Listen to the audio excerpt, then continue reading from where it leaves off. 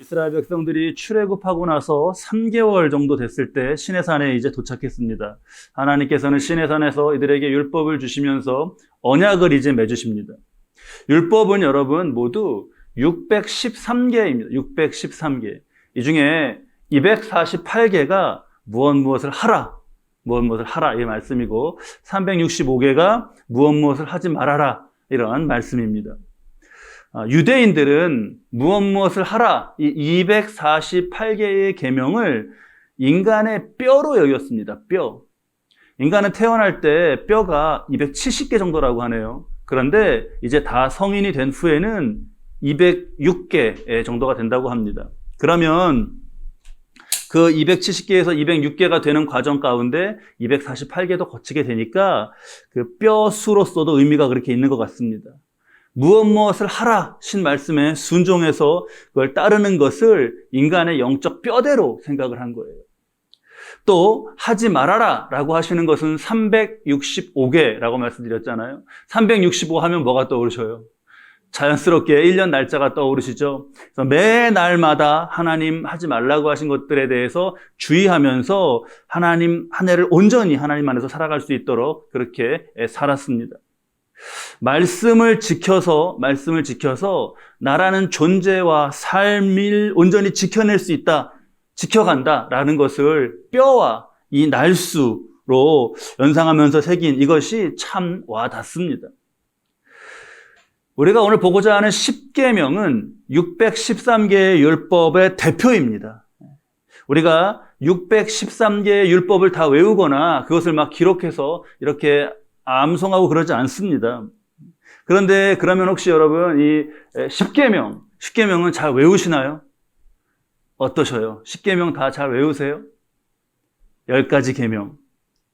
성경 공부하고 그럴 때 언제 외우고 그러기도 하는데 또 지나면 좀 까먹게 되고 순서도 헷갈리고 좀 그럽니다. 오늘 아주 이제 더 이상 잊지 않게 아주 좋은 암기법을 제가 소개해 드릴게요. 잘 오늘 말씀 듣고 또 같이 암기하시면서 더 이상 이제 10계명 헷갈리는 일은 없게 한번 꼭 그렇게 암송해 보시죠. 우리 한번 그 신우이 안부 살간도 증탐이라는 것 한번 띄워주시겠어요? 이거 밑에 보이시죠, 여러분? 한번 우리 읽어보시죠, 함께. 신우이 안부 살간도 증탐. 저게 무엇 같으세요?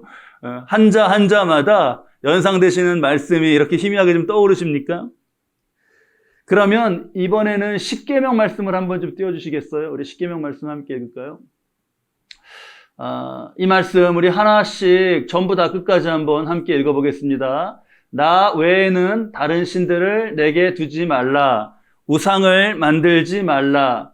하나님 여호와의 이름을 망령되게 부르지 말라. 안식일을 기억하여 거룩하게 지키라. 부모를 공경하라. 살인하지 말라. 간음하지 말라. 도둑질하지 말라. 거짓 증거하지 말라. 이웃의 집을 탐내지 말라입니다. 신우이 안부, 살간도 증탐 이것과 연결이 좀 되셔요?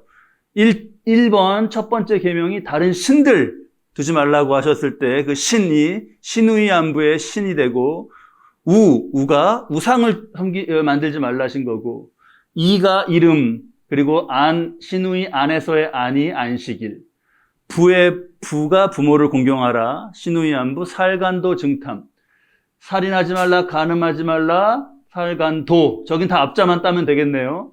거짓 증거하지 말라의 증 그리고 이웃의 집을 탐내지 말라의 탐입니다. 그래서 신우이 안부 살간도 증탐이에요. 그 신우이 안부 살간도 증탐 한번 다시 잘 떼어놔 주셔요. 이렇게 한번 기억해 보셔요. 결혼을 해서 시댁이 있는 거예요. 시댁이. 근데 시댁이 어디에 있냐 하면 살간도라고 하는 섬에 있는 거예요. 제주도, 울릉도가 아니라 살간도라고 하는 섬에 있는 겁니다. 그래서 신우이에게 전화해서 안부를 물어보는 거예요. 그러면서 우리 시댁이 지금 분위기가 어떤가 정탐을 하는 거죠. 어떻게 좀 재밌게 다가오셔요? 꼭 여러분 계속 우리 전사님께 좀 띄워달라고 부탁드려놨는데 십계명 말씀 하나하나 나눌 때에도 저걸 보시면서 꼭 한번 외워보셔요. 신우이 안부 살간도 정탐입니다. 암기법까지 제가 이렇게 말씀드리고 하는 중요한 이유가 있습니다. 우리가 지금 무엇을 뭘 좀 외우고 이렇게 살 필요가 전혀 없는 시대죠. 누구 전화번호나 주소나 이런 거 하나도 외우지 않습니다. 이제 스마트폰에 다 기록해 놓을 수 있고 또 급하면 바로 그냥 인터넷 그 자리에서 찾으면 다 나옵니다. 그런데 여러분 십계명 그리고 하나님의 말씀은 그러한 정보가 아닙니다. 정보. 우리가 성경에서 인포메이션을 얻는 건 말씀드렸죠. 인포메이션을 성경에서 얻는다. 정보를 얻는다. 그런데 성경은 우리에게 인포메이션을 주기 위한 그런 책만이 아니라는 것 말씀드렸습니다. 인포메이션에서 무슨 글자를 떼야 되죠? 앞에 맞습니다. 인자를 떼야 돼요. 포메이션이에요. 하나님은 성경을 우리에게 왜 주셨냐? 나라는 존재와 삶이 말씀으로 포메이션 되는 것을 위해서 말씀을 주셨습니다. 그러니까 우리에게 십계명 같은 것이 그러한 것이 되어야 되는 것이죠. 대표적으로 십계명, 또 주기도문, 사도신경 이 세 개 가장 대표적인 것 아닙니까? 이것들은요 우리에게 뼈가 정말로 되고 우리의 영적인 뼈가 되고 우리의 삶 속에서 365일 어느 날도 빠지지 않고 지켜져야 되는 그러한 말씀입니다. 오늘 그 중에서 십계명이니까 신우이 안부, 살간도 정탐 꼭 한번 잘 외우실 수 있기 바랍니다. 전도사 이거 한번 밑에를 가려줘 보시겠어요? 우리 한번 해보실까요? 시작하면 여러분들 제가 하는 거 잘 들으시고 신우이 안부, 살간도 정탐이에요. 아시겠죠? 시작하면 저 안 할게요. 자, 여러분들 하시기 바랍니다. 시작. 네, 잘 하시네요. 네. 신우이 안부, 살간도 정탐. 자, 우리가 이것으로써 이제 오늘 십계명에 정말 이걸 새기고자 하는 건데 이것으로써 나를 포메이션 한다고 할 때 십계명의 본질을 우리가 정확히 잘 알아야겠습니다. 십계명에서 십계명 이렇게 우리가 부르는데 그 마지막 명자가 목숨 명자 또 명령할 때 그 명자 아닙니까? 그래서 명령이니까 십계명을 하나님의 어떤 압박 같은 차갑고 좀 냉정하고 그런 딱딱한 명령으로 느끼는 그런 점이 많습니다. 그런데요 여러분 오늘 우리가 본 20장 말씀, 우리 17절 말씀까지 봤는데 저 끝에 26절 말씀까지 십계명이 소개되고 있는 20장 전체를 다 보면요. 명령이라는 말이 한마디도 나오지 않습니다. 한 번도 명령이란 말은 나오지 않아요. 대신에 이 20장 말씀에는 말씀이라고 하는 말이 10번 나옵니다. 10번. 그래서 신학자들은 이 십계명을 데칼로그라고 그렇게 부르기도 합니다. 데칼로그. 데카라고 하는 그 히랍에서 그리스어에서 열을 뜻하는 십하고 로고이, 말씀을 뜻하는 로고이하고 합친 거예요. 데칼로그. 그냥 10개의 말씀 이렇게 되는 것이죠. 그럼 의미가. 10가지 말씀 이것과 십계명 이거하고는 조금 느낌이 다른데 우리가 무엇을 지금 깨닫고자 하는 거냐 하면 그런 차갑고 냉정하고 냉혹한 그런 명령으로서가 아니라 정말 하나님의 따뜻한 마음이 담긴 그런 말씀으로서 이것을 받아들이고자 하는 거예요. 예수님이 모든 율법과 선지자의 강령이다라고 하신 게 두 가지잖아요. 이 두 가지 안에 다 들어있다고 하신 거잖아요. 그 하나가 뭐죠? 하나님 사랑. 또 하나는요. 이웃 사랑. 이 두 가지 안에 다 들어있다고 했습니다. 공동 번역은요. 이것이 율법과 선지자의 강령이다라고 하신 개역 개정의 말씀을 그 의미를 잘 살려서 공동 번역은 무엇이라고 옮겼냐 하면 이것이 율법과 선지자의 골자다 그랬습니다. 골자. 그 앞에 골자가 뼈골자잖아요. 오늘 뼈 얘기를 많이 하게 되네요. 하나님 사랑, 이웃 사랑이 뼈인 거예요. 율법의 뼈. 613개의 율법이 정말 그 뼈가 되는 것처럼 그 의미를 잘 새긴다면 하나님 사랑, 이웃 사랑이라고 압축된 그것이 우리의 뼈와 같은 겁니다. 그 로마서에는 이렇게 정리돼요. 예수님은 하나님 사랑, 이웃 사랑을 말씀하셨죠. 로마서에는 이렇게 정리되어 있습니다. 13장 10절 말씀 한번 볼까요? 우리 이 말씀 함께 읽겠습니다. 사랑은 이웃에게 악을 행하지 아니하나니 그러므로 사랑은 율법의 완성이니라. 뭐가 율법의 완성이라고요? 사랑. 사랑이에요, 사랑. 그래서 십계명을 볼 때 우리가 관점을 조금 바꿔야 할 것이 이 사랑의 관점에서 봐야 됩니다. 율법이 완성된 그 안에는 사랑이 있는 거예요. 차갑고 매정한 그런 명령이 아니라 사랑입니다. 우리 사랑을 잘 기억하시면서 10개의 계명, 우리 다시 한번 외워보실까요? 그 줄임말로 뭐였죠? 신의 안부, 살간도 증탐. 이 10가지 말씀 한번 잘 새겨보겠습니다. 첫 번째, 신, 그쵸? 나 외에는 다른 신들을 내게 두지 말라입니다. 내게 두지 말라. 내게 두지 말아라. 이게 금지잖아요. 뒤에도 또 살인하지 말아라 이렇게 금지가 있죠. 이 말아라라고 하는, 뭐하지 말아라고 하는 금지 때문에 먼저 그걸 좀 볼 텐데, 뭐하지 말아라 그러면 기분을 좀 상해하시고 또 자유를 침해당한다고 느끼는 그런 좀 마음이 들기도 합니다. 뭐하지 말아라라고 하는, 어떤 괜한 반감이 들고, 그래 하지 말아라, 그거 하면 어떻게 되는데, 이런 마음이 막 우리 안에 들기도 합니다. 에덴 동산에서 하나님께서 선악과는 먹지 말아라, 이것도 금지잖아요. 그렇게 말씀하셨을 때 그렇게 말씀하신 것을 두고도 그런 생각들을 하고 하는 것 같습니다. 그런데 여러분, 조금 이걸 다르게 생각해 보면, 에덴에, 지금 하나님의 말씀은 에덴에 다른 모든 것을 다 먹을 수 있다시는 거잖아요. 이 선악과만 먹지 말라시는 것은 그 하나에 대한 것의 금지이지만 역으로 다른 모든 것을 충분히 정말 즐기면서 먹을 수 있는 그런 자유를 주시는 거예요. 오히려 더 그 역전된 의미 가운데 큰 자유를 주시는 게 담겨 있습니다. 제가 이렇게 한번 떠올려 봤어요. 한국에 식당이 몇 개나 있나요? 우리나라에 식당이 몇 개 정도 있죠? 아마 그거 세기 힘들잖아요. 셀 수 없이 많습니다, 식당이. 맛집도 있고 어디 가면 정말 좋은 음식, 맛있는 음식 많이 있어요. 근데 하나님께서 그러시는 거예요. 여기 이 집은 가지 말아라. 이 집은 가지 말아라. 왜냐하면 거기 막 나쁜 조미료 이렇게 몸에도 안 좋은데 입에만 맛있게 만드는 그런 집이 있다고 해요. 하나님이 거기 가지 말아라. 거기는 가지 말아라 라고 금지하셨다면, 그렇다면 그게 어떤 의미가 되는 건가요? 거기 말고 한국에 무수하게 많은 그런 음식점, 그런 곳에 가서요, 무수하게 많은 그런 맛있는 음식들 먹을 수 있는 그런 자유가 생기는 것이고 그런 기쁨이 생기는 거 아닙니까? 그런데 딱 그 가게 앞에 가서 왜 여기는 가지 말라, 금지하셨냐, 왜 자유를 제약하냐, 막 이렇게 거기서 그러고 있다면 그게 얼마나 안타까워요.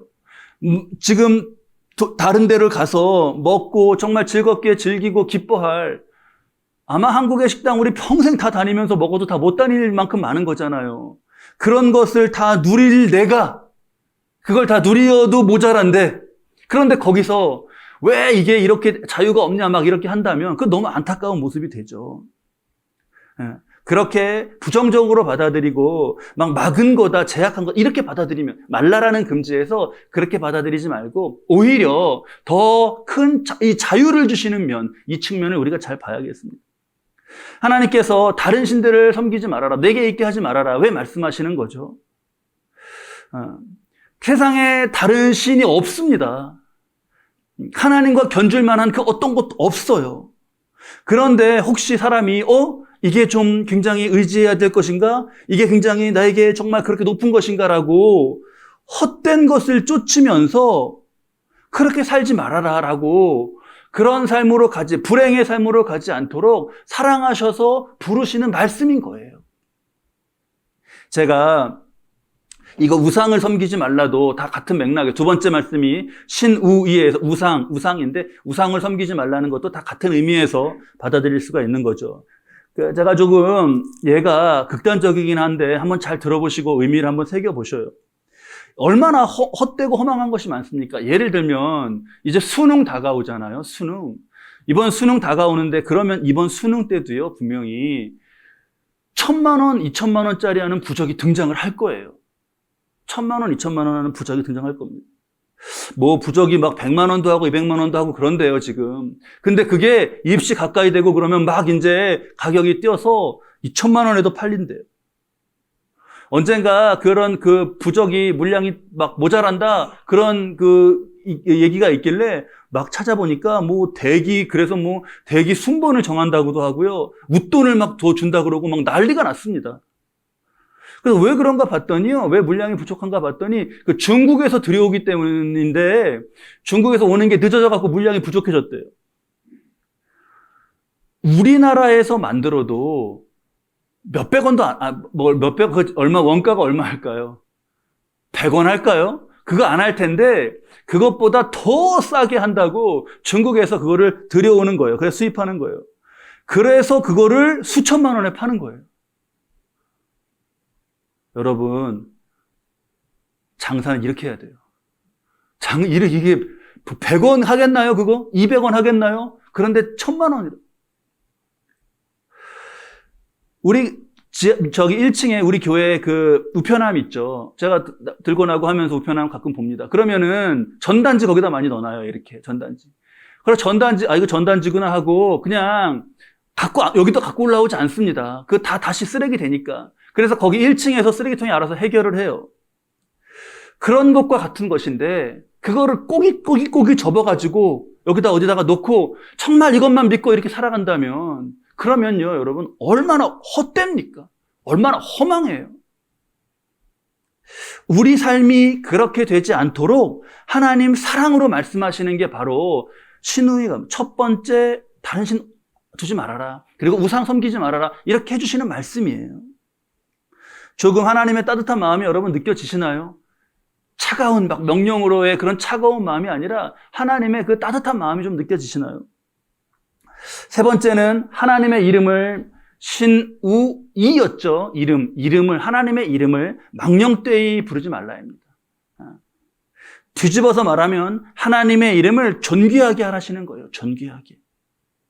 우리 여러분, 누가 부모님 이름이 어떻게 되세요? 물으면, 저 부모님이 김모모입니다. 그렇게 딱 이름 말하나요? 그러지 않죠. 만약에 저의 자녀면, 너 아버님 이름 뭐니? 그러면, 제자, 용자 쓰십니다. 이런 식으로 표현합니다. 그렇죠? 조금 더 예전에는요, 아예 한자까지도 다 얘기했어요. 좀 예전이죠. 이제는 그러지 않는데, 아버지 한자가 어떻게 되시니? 그러면, 안동 건가에 있을 채 쇠북 용자를 쓰십니다. 이렇게 대답했어요. 우리 그렇게 막 교육받고 했는데, 한자까지는 말하지 않더라도, 딱 우리 아버지 이름 김철수입니다. 이렇게 그냥 그렇게 얘기하지 않아요. 왜 그런 거죠, 그게? 왜 그런 거죠? 우리에게는 이 윗사람이나 부모님이나 이런 이름을 함부로 부르지 않는 그런 예의의 감각이 있습니다. 예의의 감각이 있어요. 성경을 쓰다가 여호와가 나오면 붓을 닦고 몸을 닦고 그랬던 것이 그런 이유인 거죠. 한 장에도 여호와 이름이 수없이 나올 때가 있습니다. 그럴 때 그만큼 닦는 거예요. 이런 지금 감각과 다 연결이 된 겁니다. 제 아버님은 돌아가셨는데 고향이 경상북도세요. 그럼 제가 아버님 고향에 가면요, 거기 가면 더 말과 행동을 더 삼가게 되는 거죠. 조심하게 되고 삼가게 돼요. 왜냐하면 쟤는 권 누구누구 아들이야. 권 누구누구 손자 왔네. 이렇게 알지 않습니까? 그러니까 그런 어떤 부모님들과의 관계가 다 있어서 우리 마음을 정말 행동을 삼가고 온전케 하는 거죠. 그게 내 아버지의 이름이 망령되게 되지 않게 하는 것이고 존귀하게 되는 길입니다.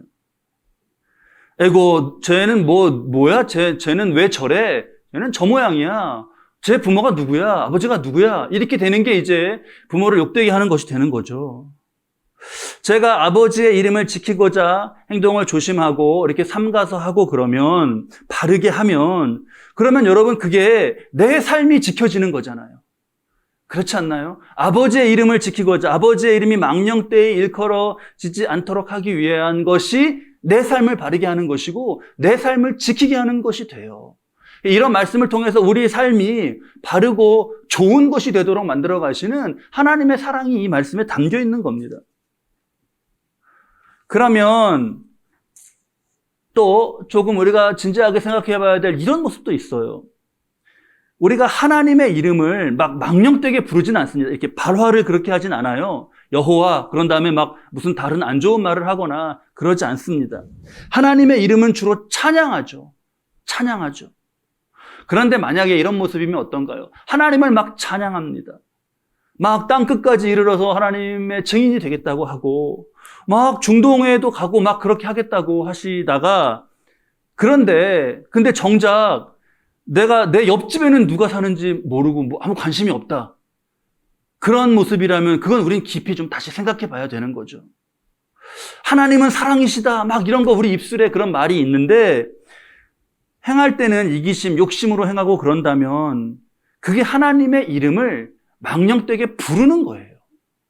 나 그렇게 여호와 그런 다음에 막 나쁜 말 안 했는데 아니 삶으로 그렇게 부르고 있는 겁니다.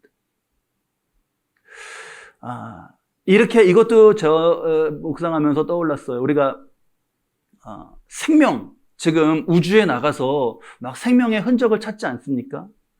얼마 전에 보니까 그렇게 어디서 그런 흔적을 봤다 이런 게 심심치 않게 계속 뉴스에 소개되는데 얼마 전에 보니까 화성에 물이 그래도 물이 풍부하게 있었다는 게 증거가 나왔더라고요. 35억 년 전.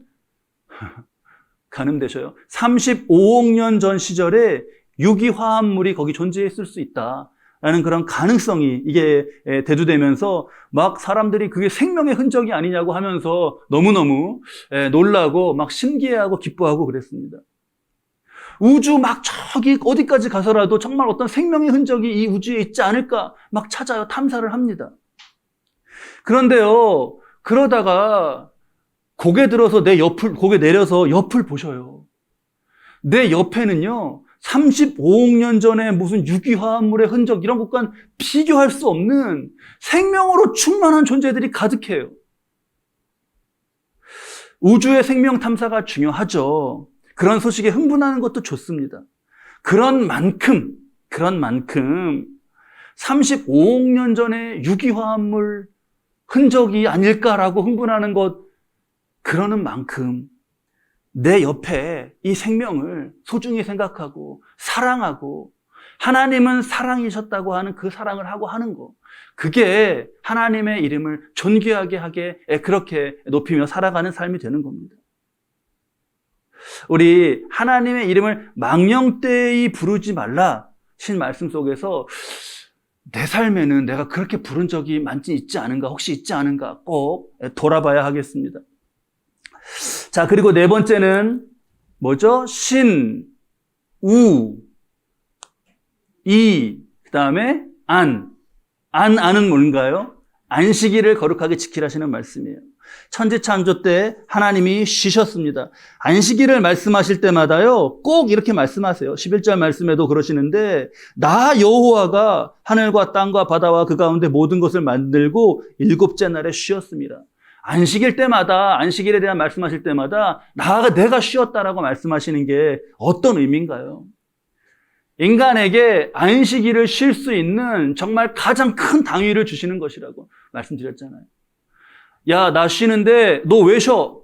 너 왜 그래? 나 쉬어야 돼. 하나님도 쉬셨어 라고 말하는 것보다 그 말에는 누구도 말을 할 수가 없어요. 하나님도 쉬셨는데. 그런 당위를 우리에게 주시는 거예요. 자신이 쉬셨다고 말씀하시는 것은. 예수님이 안식일의 주인이심을 밝히시면서 안식일을 새로운 영적 의미로 완성하셨죠. 그러면 우리에게는 안식일이 무엇이냐? 우리가 죄와 연합해 있었던 옛사람, 우리 찬양도 불렀잖아요. 나의 모든 정욕과 욕심은 십자가의 못을 박았네, 불렀잖아요. 그런 나의 옛사람은 예수 그리스도와 함께 십자가에서 죽은 거예요. 우리는 이 지금 말씀드린 의미에서 지금 저와 여러분은 다 죽은 사람들이에요. 죄와 연합한 옛사람으로는 다 시신들이에요. 그런데 죽으면 그렇게 끝인데 예수 그리스도의 새 생명을 지금 얻어서 지금도 살아있고 영원히 사는 것 아닙니까? 예수 그리스도와의 연합이라는 것, 하나됨으로 인하여서 우리는 구약의 이 많은 이들이 그렇게 고대하고 날마다 몇 주기마다 반복해서 그렇게 쉬었던 그 안식의 상태에 우리는 궁극적으로 그리고 영원히 들어와 있는 겁니다. 주일 예배, 오늘 우리가 드리는 이 주일 예배의 의미는 하루의 안식일을 지키는 그런 의미가 아니에요. 예수 그리스도의 그 안식과 그 사랑 안에 푹 잠기는 겁니다. 특히 여러분, 이 네 번째, 안식일을 거룩하게 지키라시는 말씀은 이 말씀을 잘 지켜서 오늘날 주님이 완성하신 이 주일과 그리고 그 안식에 충만히 머무는 이 예배 가운데 첫 번째, 다른 신들을 섬기지 말아라. 우상을 만들지 말아라. 세 번째, 내 이름을 망령되이 부르지 말아라. 이 말씀을 지금 이렇게 예배드리고 있는 가운데 지키고 있는 거예요. 그러니까 저와 여러분은 지금 이 순간에 이렇게 예배드리고 있는 이 순간에 십계명의 1번부터 4번까지의 말씀을 지키고 있는 지금 상태인 것이죠. 자, 계속 가보겠습니다. 다섯 번째는 내 부모를 공경하라입니다. 1부터 4번까지의 계명이 하나님과의 관계이고 5부터 10번까지의 계명이 인간과의 관계예요. 그 중에 첫 번째는 뭐냐? 인간관계의 첫 번째는 뭐냐? 부모를 공경하라시는. 이 위치에 이 말씀이 있는 건 너무나 인간관계의 시작은 부모의 공경에서부터 시작됩니다. 효의 시작은요, 공맹사상이나 그런 것이 아니라 하나님이 말씀하신 이 말씀에서부터 효는 시작이 돼요. 하나님은 우리에게 부모를 공경하는 좋은 자녀가 되라십니다. 좋은 자녀가 돼. 부모에게 좋은 자녀가 아닌데 어디 다른 데 가서 다른 어떤 곳에서 하나님의 좋은 자녀일 수가 없어요. 눈에 보이는 부모에게 좋은 자녀가 아닌데 눈에 보이지 않는 하나님의 좋은 자녀가 일 수가 없습니다. 또 하나님은 좋은 자녀가 되라시는 말씀만큼 많이 좋은 부모가 되라고 말씀하셨어요. 좋은 부모가 되라. 좋은 자녀는 어떻게 만들어지나요? 좋은 자녀는 어디서 나오는 건가요? 좋은 자녀는 어디서 그냥 불쑥 튀어나오는 게 아니지 않습니까? 좋은 부모가 좋은 자녀를 만드는 겁니다. 젊은 세대의 부부들이 부모님께 어떻게 대하는가? 그걸 보고 내 자녀가 나를 대하는 것이죠. 그러니까 우리가 자칫 부모님에게 함부로 하고 막 그렇게 하는 것은 내 자녀를 지금 가르치고 있는 거예요. 너 이 다음에 내가 늙으면 이렇게 해라. 나를 함부로 대해라. 이렇게 가르치는 게 됩니다. 자, 너의 부모를 공경하라 신 말씀에는요, 각 가정들 그 사랑으로 담기고, 사랑이 그 안에 담기고, 세대와 세대 간에 이것이 이어져 내려가고, 그게 대를 이어서 이어져도록 하시는, 그렇게 사랑을 하도록 살아가게 하시는, 그렇게 그 삶으로 안내하시는 그런 하나님 말씀이신 거죠. 나머지 뒤도 보시죠. 6번째가 살인하지 말아라. 7번째 간음하지 말아라. 8번째 도둑질하지 말아라. 다 사랑과 연결되어 있습니다. 살인은 사랑의 완전히 반대죠. 미움, 분노의 가장 극단적인 표출입니다. 간음은 어떤가요? 간음은 사랑을 어떻게 훼손하는 건가요? 전인적인 방식으로 몸과 마음과 영혼이 다 함께 맺어져야 되는, 그렇게 사랑이 돼야 되는 것이 육체적인 관계로만 타락이 되는 거죠. 사랑에 따르는 책임은 회피하는 모습이 여기 담겨 있습니다. 사랑을 채우는 그릇인 가정이 깨어지는 것이 여기 담겨 있고요. 세대를 이어서 흘러가야 되는 사랑이 끊어지는 것이 여기 담겨 있습니다. 혹시 인간관계에 관한 이 계명들에 관해서는 그래도 이거 살인하지 말라, 막 간음하지 말라, 이런 것에 관해서는 자신이 있다라고 하시는 분들이 있을 수도 있습니다. 살인한 적도 없고 가정도 지켰고, 도둑질, 우리 9번째가 도둑질이지 않습니까?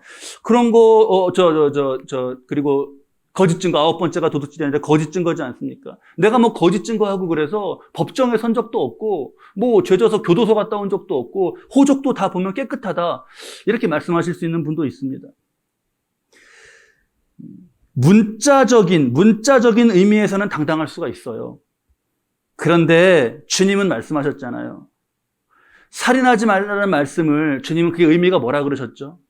너가 형제에게 라가라고 할 때, 라가라고 하는 말은 밖으로 나가라는 게 아니라 라가라고 하는 말은 바보, 무슨 뭐 멍청이 이런 욕이에요. 너가 형제에게 라가라고 하는 말은 그 말로 인하여서 너가 지옥불로 간다고 했습니다.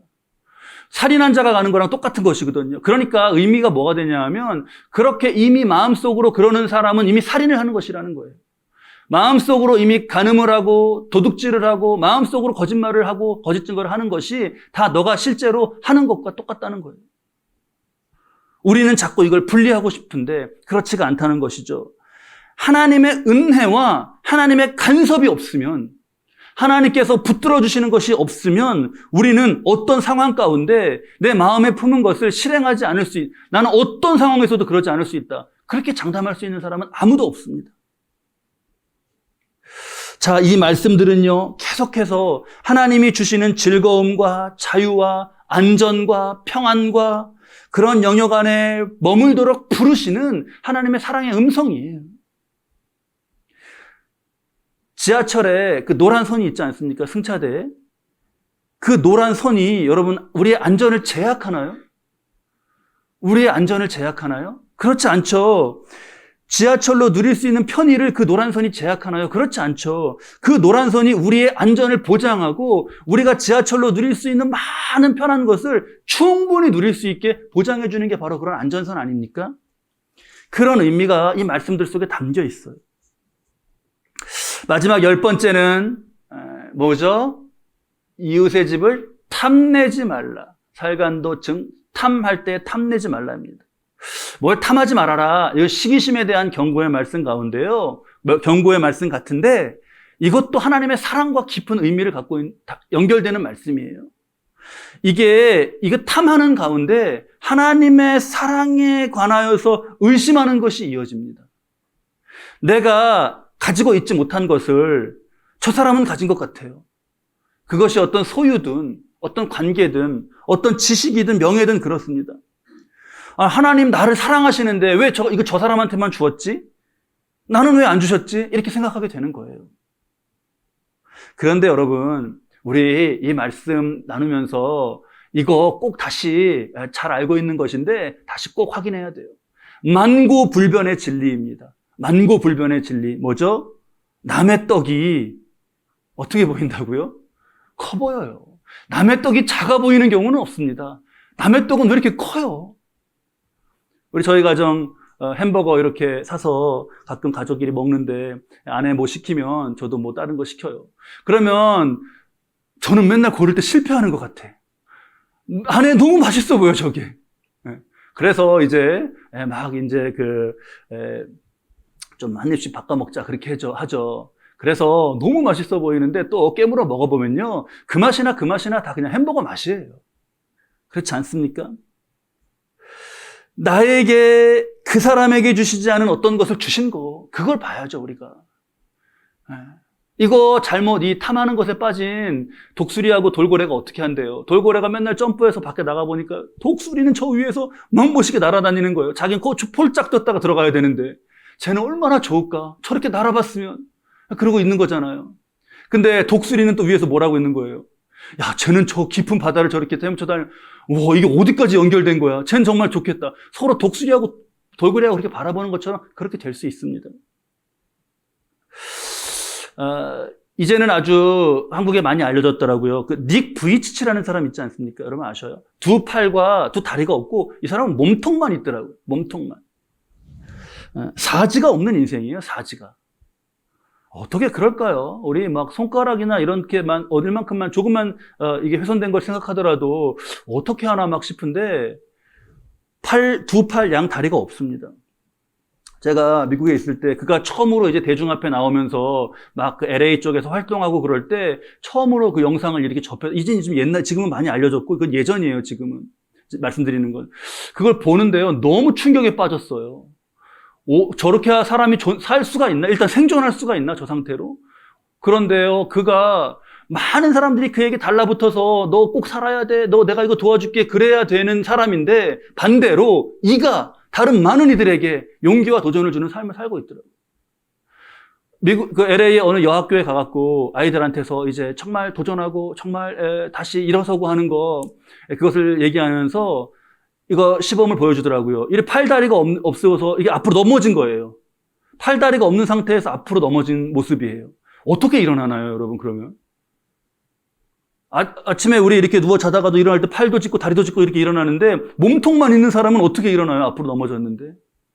그거를 보여주는 거예요. 그거를요, 머리를 땅에 이렇게 대고 힘을 주고 하면서 이 반동으로 탁 해갖고 일어나는. 수없이 실패했다는 거예요. 수없이. 안 되는구나. 근데 다시 try again 하면서 그렇게 이제 됐어요. 그래서 그런 모습을 보여주면서 용기를 내라고 다들 그렇게 전하는데 그 영상 처음 볼 때요, 막 울었습니다, 정말. 와, 어떻게 그럴 수 있나. 이런 말 하더라고요. 자기가 자살을 하려고 그랬다는 거예요. 왜 그런 마음이 안 들겠습니까? 그 자라가고 어릴 때, 청소년기 이럴 때 죽고 싶은 마음이 얼마나 많이 들었겠어요. 근데 다른 사람하고 자기하고 비교해서 보면은 너무 자기가 차이 나잖아요. 이렇게 비교해봐도 그렇잖아요. 근데 왜 자살하지 않았는가?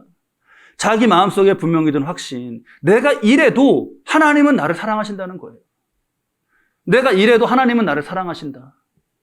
그리고 그 하나님의 사랑을 무엇으로 나타내 주시는가?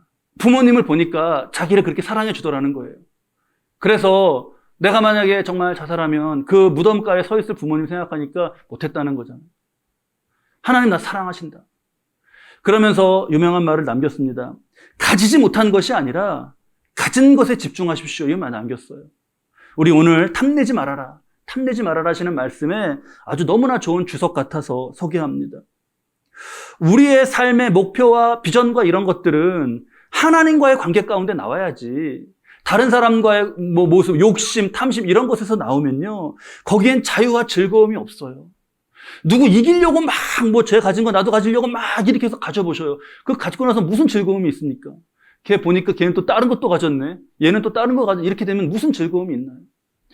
작은 것, 물건만이 아니라 우리 인생의 가치관과 모든 것을 두고 한번 적용해 보셔요. 그렇게 사는 삶에는 진정한 즐거움과 자유가 없습니다. 그런 길로 가는 것을 하나님께서 그거 헛되다, 가야 허망하다라고 하는 건 우리를 막으시면서 이렇게 인도해 주시는 게 이 10번째 계명 말씀이에요. 어떠셔요, 여러분? 신우이 간부 살간도 증탐. 이거 여쭤본 다음에 할 걸 제가 또 말씀드렸네. 한번 쭉 지나갔으니까, 또 시간이 좀 지났으니까, 혹시 잊진 않으셨나? 한번 여러분 해보셔요. 시작.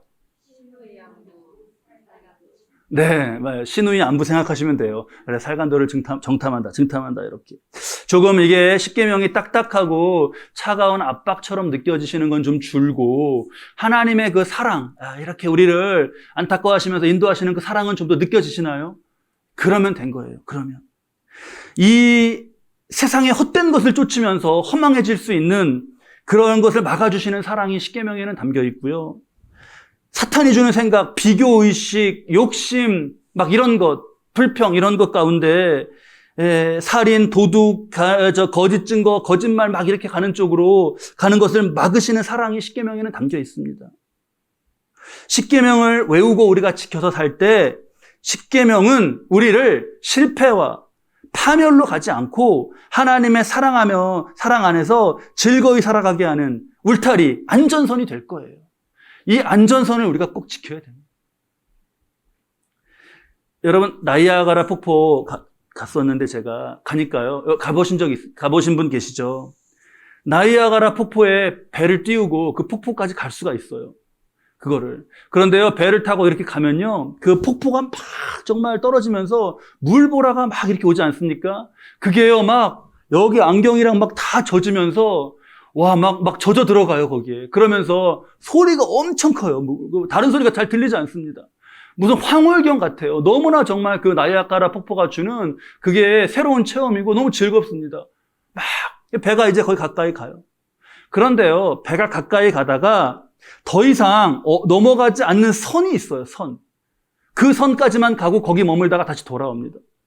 왜 거기서 더 들어가면은 더 많은 물보라와 더 많은 폭포 소리 더 막 빠져들 텐데 그 선을 왜 지키냐? 그 안전선을 넘어가면요, 거기서부터는 이 물이 막 떨어지면서 거기 물 이렇게 만드는 이게 흐름이 있지 않습니까? 그 흐름이 이 배를 빨아들이는 것을 배가 이기지 못해요. 그 안전선 바로 앞에까지 가서 거기서 머물 때 나이아가라 폭포가 주는 즐거움과 기쁨과 만족을 다 만끽할 수 있는 거예요. 안전선 넘어가면 그러면 그렇죠, 죽는 거죠. 넘어가면 안 됩니다. 선을 지킬 때 나이아가라를 한없이 누리고 그 기쁨을 만끽할 수 있는 것처럼, 선을 지나면 모든 것을 잃게 되는 것처럼 십계명이 바로 우리에게 그런 안전선이에요. 이 선을 지나면 우리 그 죄와 그 악한 영과 그 인력에 끌려가는 거 거기서 벗어나지 못합니다. 선을 지키면요. 하나님의 사랑 풍성히 누리면서 살아갈 수 있습니다.